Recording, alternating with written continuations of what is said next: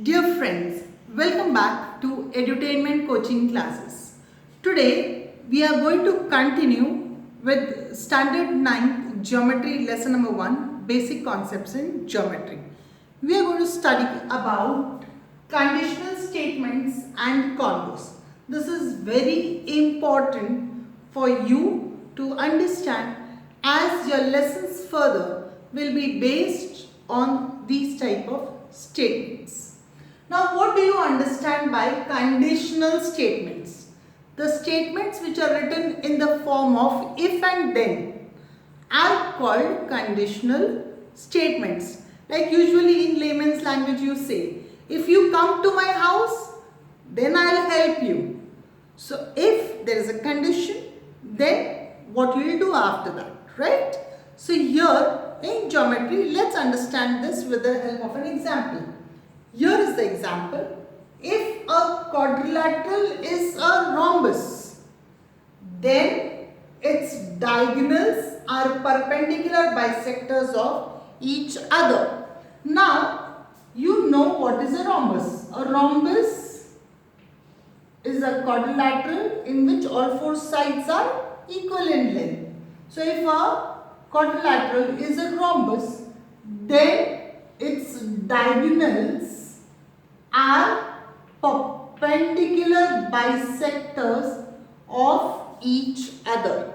You all know this, right?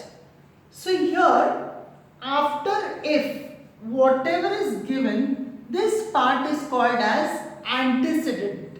The part of the statement after if is called as an antecedent, and the part after then is called the consequent.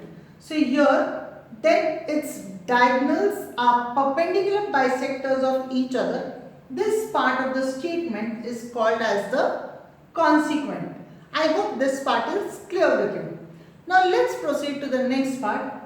When you interchange the positions of antecedent and consequent, you get the converse of the statement. Now let's understand the converse of this statement. If the diagonals of a quadrilateral are perpendicular bisectors of each other, then it is a rhombus. Now let's find out if it is true or not. So here I have drawn a quadrilateral and the diagonals are perpendicular bisectors of each other. So if this is the condition which is given, then yes, this quadrilateral is a rhombus. So the converse is also true. So if the diagonals of a quadrilateral are perpendicular bisectors of each other, then it is a rhombus. But remember, every time the converse of the given statement may not be true. We will understand this with the help of an example.